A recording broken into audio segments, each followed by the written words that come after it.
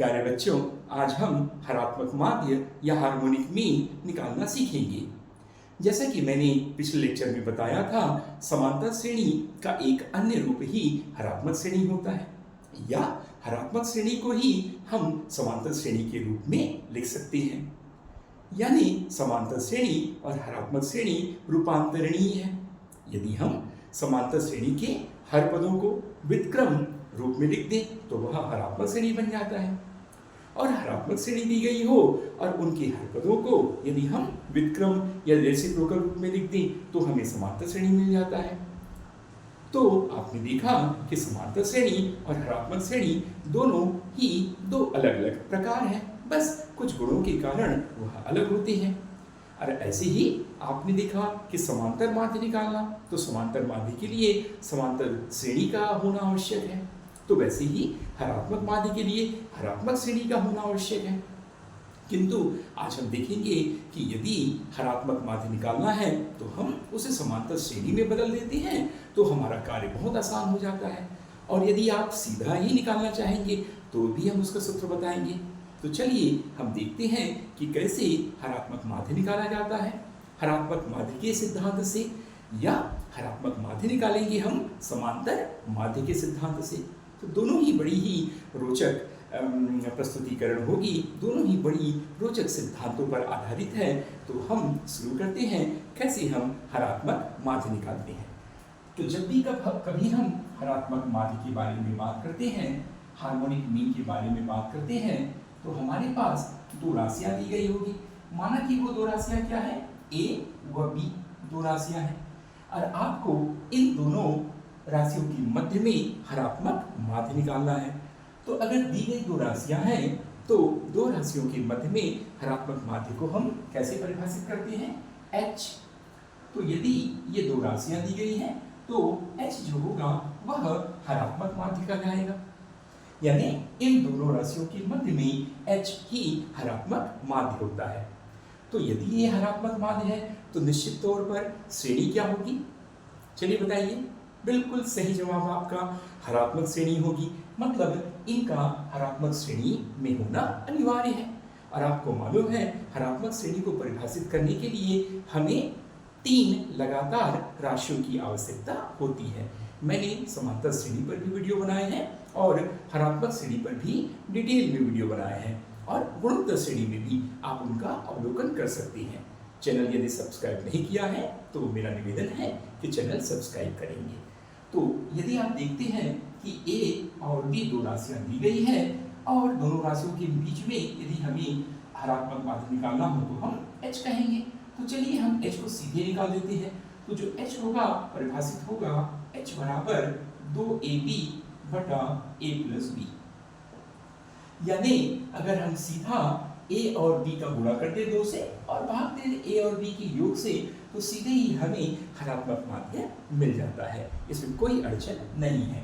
मैं इसे उदाहरण से समझा देता हूँ। तो यदि मान लेते हैं एक राशि है 1/3 या 1/1 मान लेते हैं, और एक राशि है 1/3, निश्चित तौर पर यह हरात्मक श्रेणी में होगी। अब हरात्मक श्रेणी में होगी तभी हम इनके मध्य हरात्मक माध्य निकाल पाएंगे। तो इनके मध्य हरात्मक माध्य क्या होगा, h होगा। तो 1/1 और 1/3 के मध्य में h जो है वह हरात्मक माध्य है। तो हम सीधे ये सूत्र में लगा सकते हैं यहाँ पर। तो h बराबर क्या होगा, ये होगा 2ab, यानी 1/1 गुणा 1/3, ये a है या b है, और नीचे करेंगे 1/1 धन 1/3। ये आप देख सकते हैं। ये तो क्या मिलेगा, ये मिला 2/3, और नीचे मिला एलसीएम, ये मिला 3 और ये मिला 3 और 1 4, यानी 4/3। आप इसको करेंगे तो 2/3 गुणा ये हो गया 3/4। ये कट गया, ये कट गया, ये कट गया, ये कट गया, तो ये 1/2। तो आप देख सकते हैं जहाँ पर जो हार्मोनिक मीन है वह हरात्मक माध्य जो है वह 1/2 है। यह तो हुआ सीधे तरीके से हरात्मक माध्य निकालने का तरीका और इसका सूत्र। लेकिन चूंकि मैंने आपको बताया है जब भी हम हरात्मक माध्य की बात करते हैं तो हरात्मक श्रेणी होगा, और अगर हरात्मक श्रेणी होगी तो हम उसे समांतर श्रेणी के रूप में भी लिख सकते हैं। तो चलिए इसी तरीके को मैं बताऊंगा कि इसे हम समांतर श्रेणी के तौर पर कैसे बनाएंगे। हो सकता है हरात्मक माध्य का सूत्र नहीं याद हो सकता हो हरात्मक माध्य में आपको उलझन हो रही हो, तो कोई बात नहीं, हरात्मक श्रेणी के स्थान पर हम समांतर श्रेणी का प्रयोग करते हुए भी हरात्मक माध्य निकाल पाएंगे। चलिए देखते हैं। तो यदि A और B के मध्य हरात्मक माध्य निकालना है तो निश्चित तौर पर इसकी समांतर श्रेणी क्या होगी। समांतर श्रेणी के संदर्भ में निकालूंगा मैं समांतर श्रेणी। तो समांतर श्रेणी के संदर्भ में क्या हो जाएगा, ये होगा 1/A, ये होगा 1/H और ये होगा 1/B। तो अब जो श्रेणी यहाँ पर हरात्मक श्रेणी थी, अब यहाँ पर वह क्या हो गई, समांतर श्रेणी हो गई। अब यहाँ पर हम क्या करेंगे, समांतर श्रेणी में हम निकालेंगे क्या, हरात्मक माध्य। लेकिन यहाँ तो समांतर माध्य निकलेगा, कोई बात नहीं। अरिथमेटिक मीन क्या होता है आपको मालूम है, दो पदों का, इन दोनों का योग और 2 से विभाजन, a धन b/2। a और b यहाँ पर प्रथम और अंतिम पद हैं, ये पद हैं, तो a और b/2। तो अब हम देखते हैं इन दोनों को जोड़ना है, यानी 1/a धन 1/b, इन दोनों को जोड़ना है और 2 से विभाजन कर देना है। तो ये क्या हो जाएगा, ये हो जाएगा a + b/ab। नीचे है 2, इसके नीचे है 1, तो क्या मिला आपको आपको क्या मिला, आपको मिला a + b/2ab। तो ये क्या मिला, यह समांतर माध्य मिल गया। तो आप देख सकते हैं जो समांतर माध्य क्या मिला, a धन b 2ab।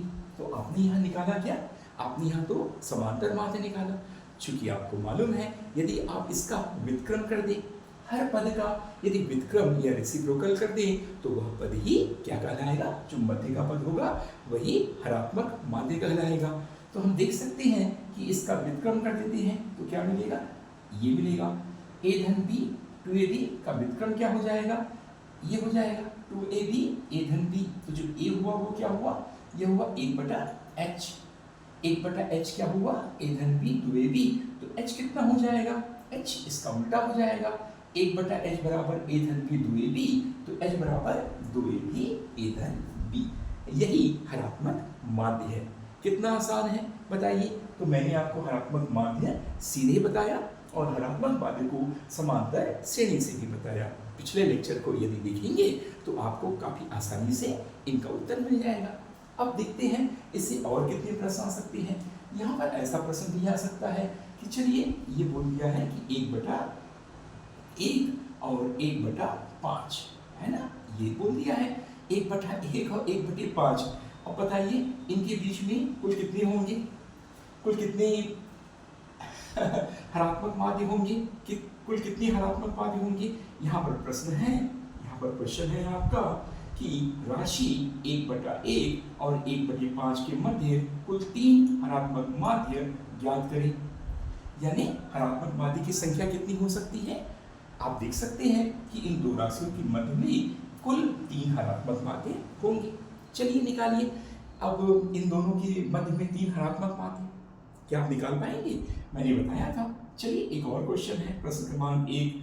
एक दूसरा क्वेश्चन है, प्रश्न क्रमांक 2। क्या है, चलिए आप निकालिए 1/1 और 1/100।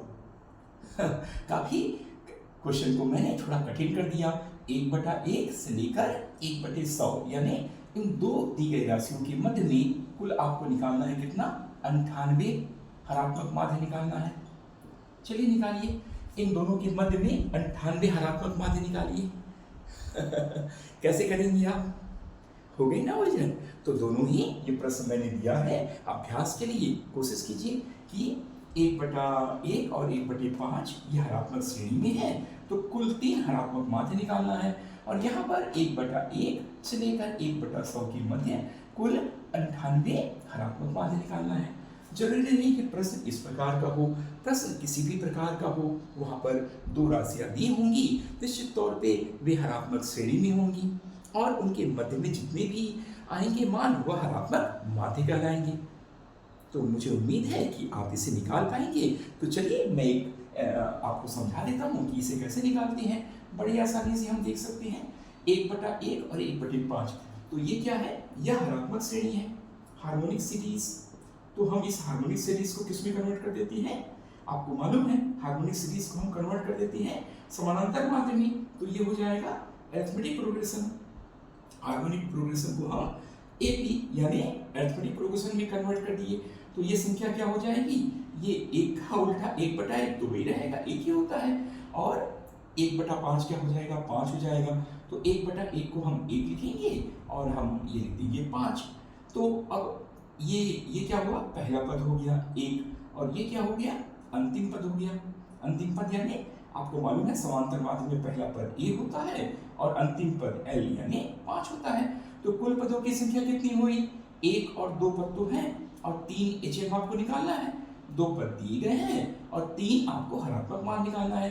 तो कुल पदों की संख्या कितनी हो गई, 3 और 2 5, 3 और ये 4 और ये 5। तो आप देख सकते हैं बाकी पद को निकालने के लिए हमको अंतिम पद का फार्मूला हमें मालूम है, L बराबर क्या होता है, a प्लस n-1 और d। किसमें, समांतर श्रेणी की बात करें हैं, यहाँ पर हरात्मक श्रेणी को हम भूल गए, हमने अपने सरलतम रूप हरात्मक श्रेणी को समांतर श्रेणी में रूपांतरित कर दिया, बदल दिया। बर्फ को हमने पानी में या पानी को हम बर्फ में बदल सकते हैं, दोनों ही एक रूप में परिवर्तनशील है, एक दूसरे रूप में हम बदल सकते हैं। तो फ्रिज के जरिए, तो यहाँ पर जो फ्रिज है वो है, तो L कितना है, 5 है, A कितना है, प्रथम पद 1 है, N कितना है, कुल पदों की संख्या कितनी है, 5 है ना, 3 ये 4 ये 5, तो 5 ऋण A कितना हो गया, 4 हो गया, 5 में 1 गया 4, ये 4D, तो 5 में 1 कर देंगे कितना हुआ 4, और इधर कितना बचा 4D, तो D कितना मिल गया, हमें D मिल गया 1, D मिल गया 1। तो आपको मालूम है D अगर A मिल गया तो समांतर श्रेणी क्या होती है, A होता है, A प्लस D होता है, A प्लस 2D होता है, ठीक है, A प्लस 3D होता है, कितनी पद होता, 5 पद होता, और 5वां पद होगा वो होगा A प्लस 4D हो जाएगा। तो चलिए लिखते हैं, A यानी 1, A प्लस D यानी D तो 1 है, आपने निकाला, तो A भी 1 है, 1 और 1 ये 2, A 1 और 2 3, ये 4 और ये 5, ये क्या मिल गया आपको, समांतर श्रेणी मिल गई। अब आपको मालूम है तो इसका समानांतर माध्य क्या होगा, ये 2 3 4 समांतर माध्य होंगे, इनको उल्टा कर दीजिए, 1/1 इसका उल्टा यानी व्युत्क्रम निकाल दीजिए या इसका रेसिप्रोकल निकाल दीजिए, तो ये होगा 1/1, 1/2, 1/3, 1/4 और 1/5। तो आप देख सकते हैं जो ये बीच के 3 पद है, यही 1/1 और 1/5 का हरात्मक माध्य होंगे। तो आपने कुल यहाँ 3 हरात्मक माध्य निकाल लिया, और ये 3 हरात्मक माध्य हमने समांतर माध्य के जरिए निकाला। तो कितनी आसानी से आप हरात्मक माध्य निकालना सीख गए। और यह किससे निकल रहा है, यह समांतर माध्य अगर दिया गया है तो समांतर माध्य के जरिए हमने हरात्मक माध्य निकाल लिया। तो ऐसे ही आप इस प्रश्न को हल करेंगे, 1/1 और 1/100 के बीच कुल 98 हरात्मक माध्य निकालना है। ऐसे ही किसी भी प्रकार को आप प्रश्नों को आप इस सिद्धांत से या तो मूलतः हरात्मक माध्य की विधि से या हरात्मक श्रेणी को समांतर श्रेणी में बदलकर आसानी से समांतर श्रेणी के नियमों का प्रयोग करते हुए आप इनको हल कर सकते हैं। चैनल को सब्सक्राइब जरूर कीजिएगा यदि आपको ये समझ आया और आपको फायदा हुआ तो, और अन्य लोगों तक भी पहुंचाने का मानव सेवा में भागी बनेंगे। धन्यवाद।